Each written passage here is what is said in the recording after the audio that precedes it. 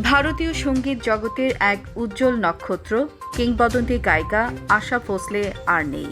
রোববার মুম্বাইয়ের bridge candy হাসপাতালে চিকিৎসাধীন অবস্থায় শেষ নিঃশ্বাস ত্যাগ করেন তিনি। মৃত্যুকালে তার বয়স হয়েছিল 92 বছর। হৃদরোগ ও শ্বাসকষ্টজনিত সমস্যার কারণে গত শনিবার তাকে হাসপাতালে ভর্তি করা হয়েছিল। রোববার দুপুরে তার ছেলে আনন্দ ভোসলে এই বরেণ্য শিল্পীর মৃত্যুর খবর নিশ্চিত করেন। আগামীকাল সোমবার তার শেষকৃত্য সম্পন্ন হবে। ভারতীয় চলচ্চিত্রের ইতিহাসে অন্যতম সফল ও জনপ্রিয় গায়িকা আশা ভোসলে 1933 সালে সঙ্গীত অনুরাগী মঙ্গেশকর পরিবারে জন্মগ্রহণ করেন। মাত্র 9 বছর বয়স থেকেই পেশাদার গান গাওয়া শুরু করেন তিনি। 1943 সালে চলচ্চিত্রে প্রথম গান রেকর্ড করার পর 1950-এর দশকে বলিউডে নিজের শক্ত অবস্থান তৈরি করে নেন। বড় বোন লতা মঙ্গেশকরের ছায়ায় ঢাকা না পড়ে নিজস্ব গায়কী ঢঙে তিনি কয়েক দশক ধরে শ্রোতাদের মাতিয়ে রেখেছিলেন।